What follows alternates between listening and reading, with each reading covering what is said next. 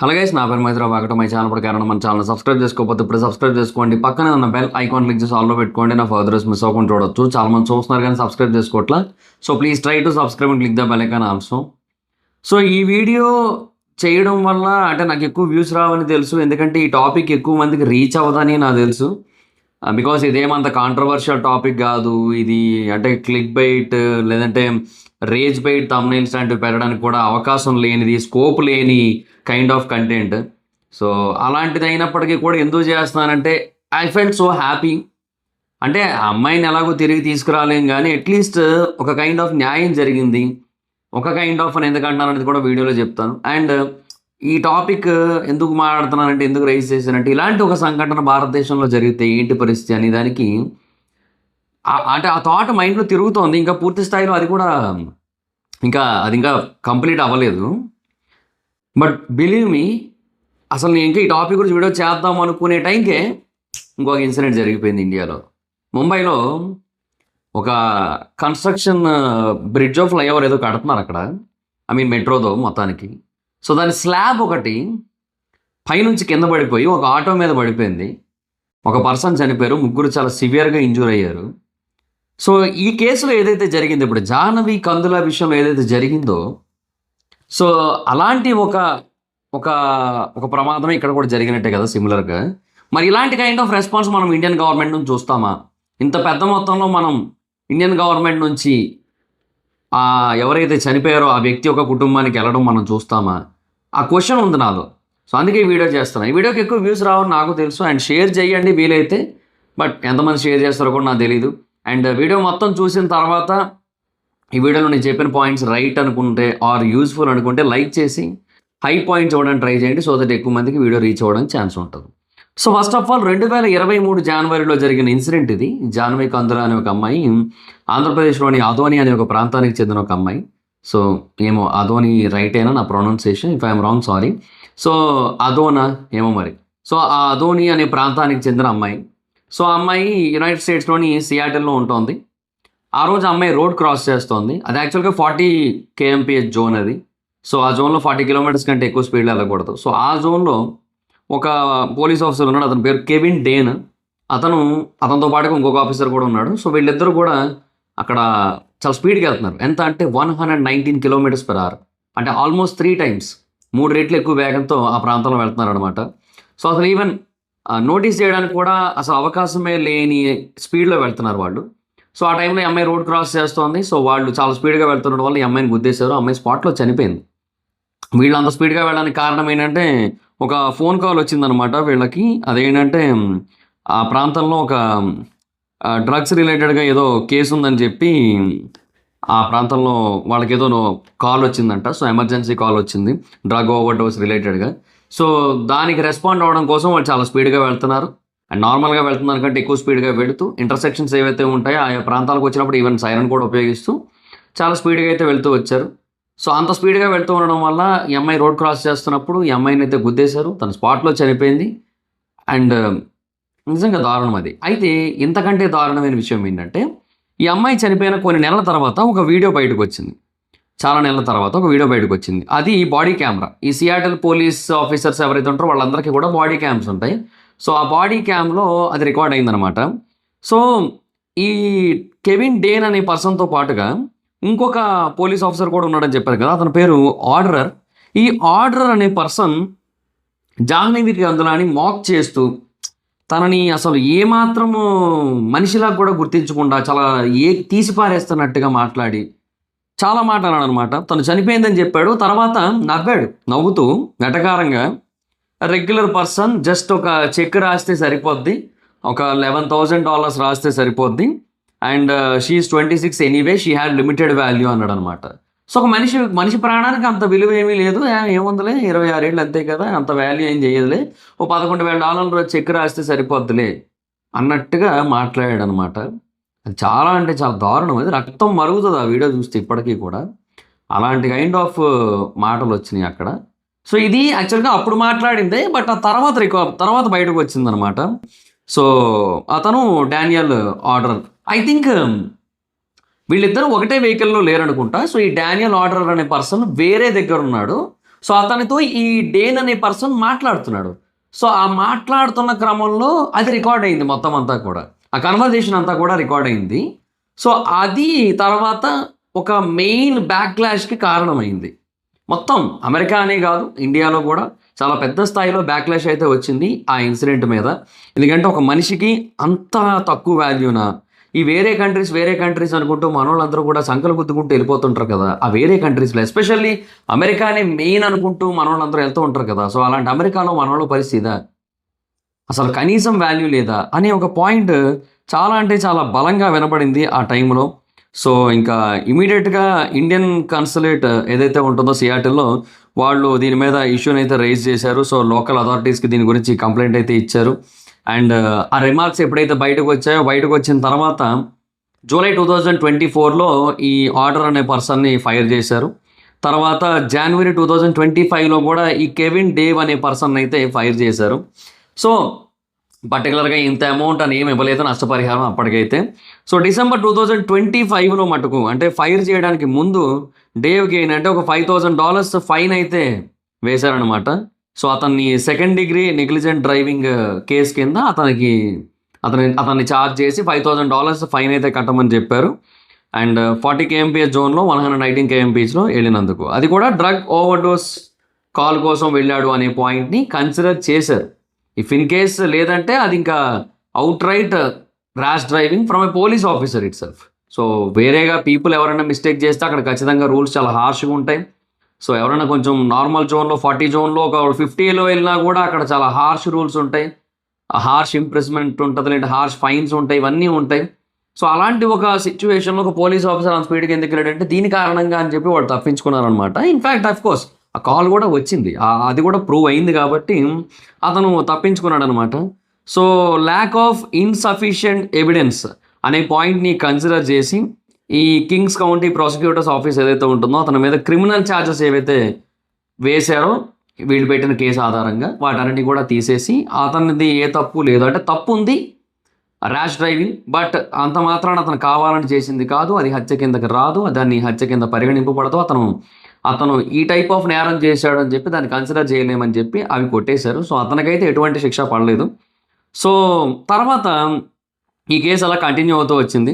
And ఫైనల్‌గా ఇప్పుడు city of Seattle $29 million ఈ ఫ్యామిలీ మెంబర్స్‌కి ఇవ్వడానికి ఒప్పుకుందనమాట. సో $29 మిలియన్ అంటే మన ఇండియన్ కరెన్సీలో ఇప్పటి వాల్యూ ప్రకారం 262 కోట్ల రూపాయలు. 262 crore రూపీస్. సో ఇప్పటి వాల్యూ ప్రకారంగా. సో ఫ్యామిలీకి అయితే ఇవ్వడానికి ఒప్పుకున్నారు. ఓకే. అండ్ అందులో $20 million almost from tax payers money. And $9 million వచ్చి అది అక్కడ ఆ సియాటిల్ సిటీ వాళ్ళు ఇస్తారు. సో బట్ ఎటు చూసుకున్నా అది పీపుల్ మనీ. అది ఎవరైతే తప్పు చేశారో అది వాళ్ళ నుంచి తీసుకొని ఇచ్చిందైతే కాదు. వాళ్ళు ఇవ్వలేరు కూడా, అది వేరే విషయం. ఒక పోలీస్ ఆఫీసర్ ఇంత అమౌంట్ అయితే పే చేయలేడు. అది మనం కూడా ఆలోచించాల్సిన విషయమే. అది ఖచ్చితంగా వాళ్ళు అలాంటి ఒక నిర్ణయం అయితే తీసుకోరు. సో గవర్నమెంట్ నుంచి ట్యాక్స్ పేయర్స్ నుంచి అమౌంట్ అయితే కలెక్ట్ చేసి ఇదైతే ఇస్తున్నారనమాట. సో $29 మిలియన్ అయితే ఇస్తున్నారు. 262 crore rupees. So family members అయితే దీని గురించి రియాక్ట్ అయ్యారు. వాళ్ళు ఏమన్నారంటే ఎంత డబ్బు ఇచ్చినప్పటికీ కూడా చనిపోయిన జాహ్నవీని అయితే మళ్ళీ తిరిగి తీసుకురాలేదు. అట్లీస్ట్ ఇలాంటి విషయాల పట్ల ఎంత సీరియస్గా ఉండాలి అనే దానికి ఈ కేసు ఒక ఉదాహరణగా మారుతుంది అని అయితే వాళ్ళు కొంచెం హర్షం వ్యక్తపరిచారు. సో అట్లీస్ట్ సంహౌ కంప్లీట్గా కాకపోయినా ఒక కోణంలో ఒక పాయింట్లో తనకు జస్టిస్ అయితే జరిగింది. ఇది నేను స్టార్టింగే అన్నాను ఎందుకు అలా అన్నాను అనేది. సో ఈ మనీ పరంగా ఓకే, తన ప్రాణానికి 262 crore కూడా తక్కువే ఉండొచ్చు. కాకపోతే ఏంటంటే జనరల్గా ఇంకా మనము మోర్ ప్రాక్టికల్గా మోర్ ఫైనాన్షియల్గా మాట్లాడుకుంటే మటుకు that's a fair and of good money. But ఇంకొక వెర్షన్ ఏంటి, ఎవరైతే అతను గుద్దేశాడో ఆ వ్యక్తికి ఏమి కేసు పడలేదు, ఆ వ్యక్తికి ఏమి శిక్ష పడలేదే.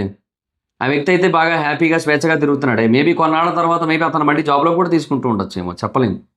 సో అతనైతే స్వేచ్ఛగా తిరిగేస్తున్నాడు. ఫ్యామిలీ మెంబర్స్ కూడా అదే పాయింట్ వ్యక్తం చేశారు. సో అతను స్వేచ్ఛగా తిరుగుతున్నాడు. ఎవరైతే మా జాహ్నవీని చనిపోవడానికి కారణమయ్యాడో ఆ వ్యక్తి హ్యాపీగా ఉన్నాడు కదా, ఇంకా పూర్తి స్థాయిలో న్యాయం జరిగినట్టు ఎక్కడ అవుతుంది అని చెప్పి అయితే మాట్లాడుతున్నారు. సో అదైతే వాస్తవం, 100% వాస్తవం. సో బట్ ఇంకేం చేయలేం. అట్లీస్ట్ వాళ్ళు $110 మిలియన్ ఆఫ్ రాంగ్ఫుల్ డెత్ లాసూట్ని అయితే ఫైల్ చేశారనమాట వాషింగ్టన్లోని కింగ్ కౌంటీ సుపీరియర్ కోర్టులో. సో ఫైనల్గా సిటీ ఆఫ్ సియాటిల్ వాళ్ళు $29 మిలియన్ ఇవ్వడానికి అయితే అంగీకరించారు. సో ఇది February 13 ఫ్రైడేన ఈ సెటిల్మెంట్ రిపోర్ట్ అయితే బయటకు వచ్చిందనమాట. సో ఇదంతా కూడా 2023లో జరిగితే ఫైనల్గా మనకి 2026లో మనకి న్యాయం అయితే కొంతవరకు జరిగింది, 3 సంవత్సరాల తర్వాత లిటరల్లీ. అండ్ సో ఇదంతా ఓకే. సో ఇప్పుడు నేను ఇండియాలో ముంబైలో జరిగిన ఇన్సిడెంట్ కోసం చెప్పాను కదా, దాని గురించి కూడా నేను జస్ట్ ఇందాకే చూశాను. నేను నిజంగా నాకు చాలా దారుణంగా అనిపించింది నాకు. సో ఎందుకు అంత నెగ్లిజెన్సీ ఇండియాలోనే కాదు, ప్రపంచంలోని ప్రతి దేశంలోని జరుగుతుందబ్బా. ఇదేమీ ఏదో ఒక్క చోటే జరుగుతుంది అని నేను అన్ను. కానీ ప్రాబ్లం ఏంటంటే దానికి గవర్నమెంట్ ఇస్తున్న రెస్పాన్స్ ఎలాంటిది, అది కదా చాలా ఇంపార్టెంట్. ఇక్కడ గవర్నమెంట్ ఎంత ప్రాపర్గా రెస్పాండ్ అవుతుంది, గవర్నమెంట్ ఇక్కడ మనుషుల ప్రాణాలకి ఎంతవరకు విలువిస్తోంది. ముంబైలోని ములుంద్ ప్రాంతంలో under construction metro bridge collapse అయిపోయింది. సో ఒక పెద్ద స్లాబ్ కింద పడిపోయింది, ఒక కారు మీద ఒక ఆటో మీద పడిపోయింది అనమాట. అది ఒక పర్సన్ చనిపోయారు, 3 ఇంజూరీ అయిపోయారు. అండ్ ఇంకొకటి ఏంటంటే అక్కడ కన్స్ట్రక్షన్ జరగట్లేదు, యాక్చువల్గా కన్స్ట్రక్షన్ జరగట్లేదు. It was a finished section.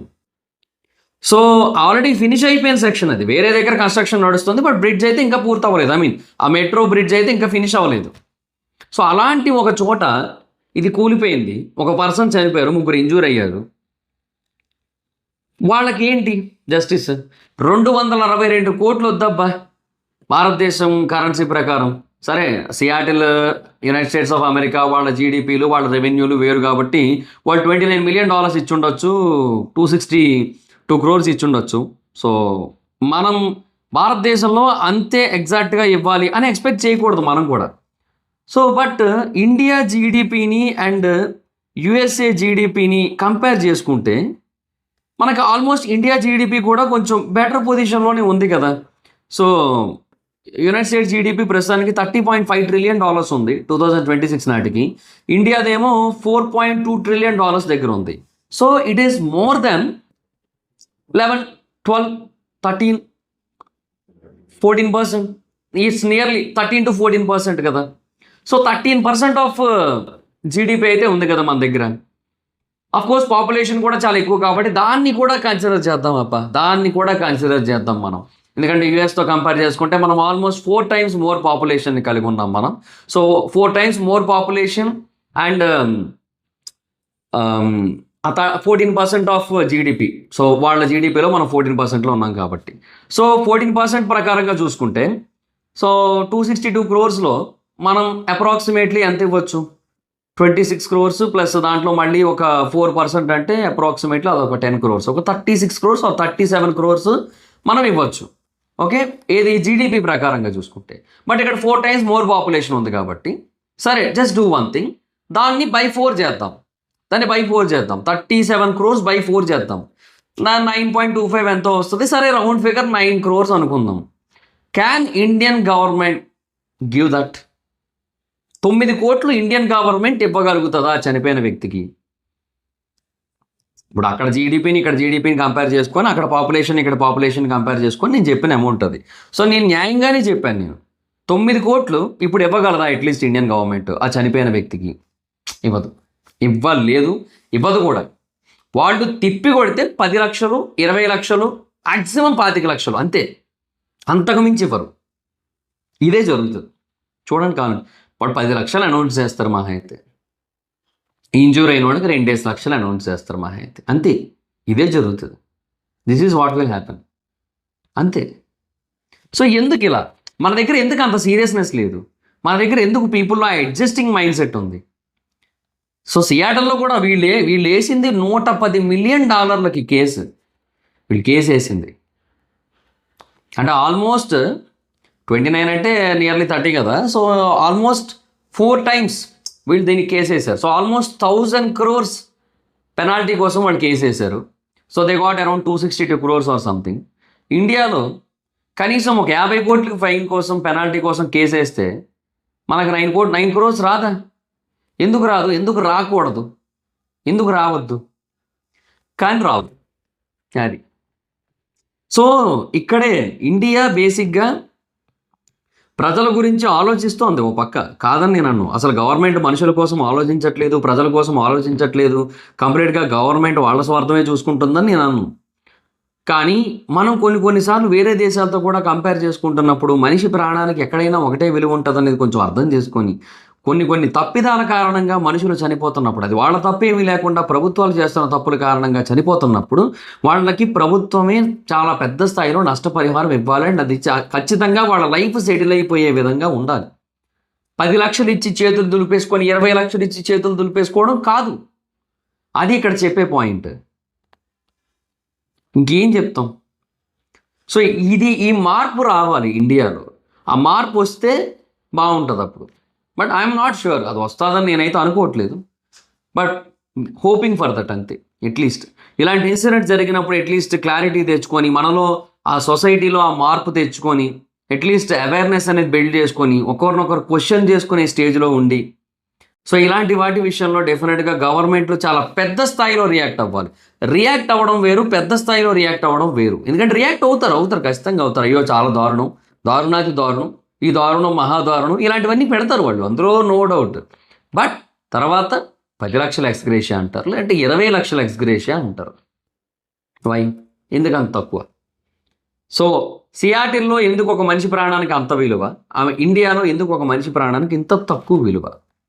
పోనీ నేను ఆఖరికి ఏం చేశాను? నేనేమి అక్కడ ఇచ్చినట్టే ఇక్కడ ఇవ్వండి అనుకోండి, నేను అడగట్లేదుగా. 262 కోట్లు ఇవ్వండి ప్రతి మనిషికి నేను అడగను. ఎందుకంటే I'm comparing United states GDP with India GDP and population of USA with India population. So అన్నీ కంపేర్ చేసి నేను వాటన్నిటిని కూడా దృష్టిలో పెట్టుకొని నేను చెప్పిన అమౌంట్ కదా అది 9 crores అనేది. అది కూడా ఇస్తారా? ఇవ్వరు. సో ఏదో ఒక రోజు ఈ పరిస్థితి రావాలి, ఈ పొజిషన్ రావాలని కోరుకుంటున్నాను నేనైతే మాత్రం. ఇండియాలో ఒక మనిషి ప్రభుత్వం యొక్క తప్పుల కారణంగా, ఇలాంటి ప్రభుత్వ ప్రమాదాల కారణంగా, అంటే ఇప్పుడు ఒక ట్రైన్ యాక్సిడెంట్ జరిగింది అనుకోండి, మళ్ళీ దాన్ని ప్రభుత్వం ప్రమాదం కింద అని చెప్పలేం మనం. ఓకే, సో దాన్ని మనం ప్రభుత్వం చేసిన ప్రమాదం అని చెప్పలేం మనం. ఇప్పుడు ఈ స్లాబ్ పడిపోవడం ప్రభుత్వం చేసిన ప్రమాదం. అది ఎంత వర్స్ట్గా దాన్ని కట్టి ఉంటే కన్స్ట్రక్షన్ అయిపోయిన ప్లేస్ ఏదవుతుందో అక్కడ నుంచి పడిపోతుంది. సో అది వాళ్ళ తప్పదు. సో ఇలాంటి వాటి విషయంలో ఖచ్చితంగా చాలా పెద్ద స్థాయిలోనే న్యాయం జరగాలి. అండ్ అలాగని ఈ రైల్వేస్ వాటి ప్రమాదాల్లో చనిపోయే వాళ్ళకు కూడా ఇప్పుడు ఏదైతే ఇస్తున్నారో అది ఖచ్చితంగా చాలా తక్కువే నన్ను అడిగితే. ఈవెన్ ఎయిర్ ఇండియా ఏదైతే ఉందో ఆ ప్రమాదంలో చనిపోయిన వాళ్ళకు కూడా ఖచ్చితంగా చాలా పెద్ద స్థాయిలో ఎక్స్గ్రేషియాలు ఇవ్వాలి. బట్ అక్కడ తక్కువే ఇచ్చారు. సో ఈ ఎక్స్గ్రేషియా అనేది మారాలి. ఫస్ట్ ఆఫ్ ఆల్ ఆ నెంబర్స్ బేసిక్గా మనకి ఆ 10 లక్షలు 20 లక్షలే పెద్దగా ఎప్పుడైతే కనిపించడం మానేస్తాయో అప్పుడు మారుతాయి ఇవన్నీ కూడా. అప్పటి వరకు ఇది ఇంతే నాకు తెలిసి. సో ఇండియాలో ఇప్పటికీ 500కి ఓట్లు అమ్మేసుకుంటున్న వాళ్ళు ఉన్నారు. అది మారాలి, అన్నీ మారాలి. అవన్నీ మారితే ఫస్ట్ అప్పుడు ఓటు కొనడానికి ఒకడు వస్తాడు కదా, ఓటుకి ₹1,00,000 కావాలని అడగాలి. అప్పుడు 500కి 1000కి ఓటు రావట్లేదని అర్థమైన నాడు వాడికి 500 1000 విలువ తగ్గుతుంది వాడి దృష్టిలో. అది ఒక దగ్గర మొదలయ్యి ఎక్కడెక్కడో ఇంపాక్ట్ ఇస్తుంది. చాలా చోట్ల పెరుగుతుంది అనమాట. అంటే ఇప్పుడు ఒకడు కొనడానికి వెళ్ళాడు, ఓట్లు కొనడానికి వెళ్ళాడు, నువ్వు ₹1,00,000 ఇస్తేనే మేము ఓట్లు వేస్తాం మా నియోజకవర్గం మొత్తం, లేదంటే వేయమన్నారు అనుకోండి.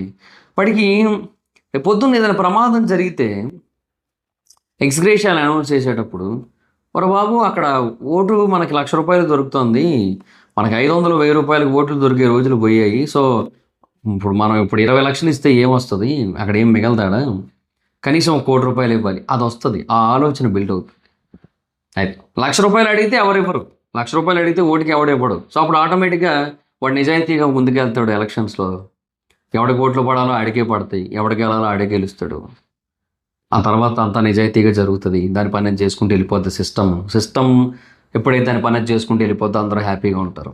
సో కరప్షన్ మొదట మన నుంచి మొదలవుతుంది. మనం కరప్షన్ మొదలుపెట్టి వాళ్ళని ఎక్కువ కరప్షన్ చేసుకోవడానికి వాళ్ళకి అనుమతిస్తున్నాం.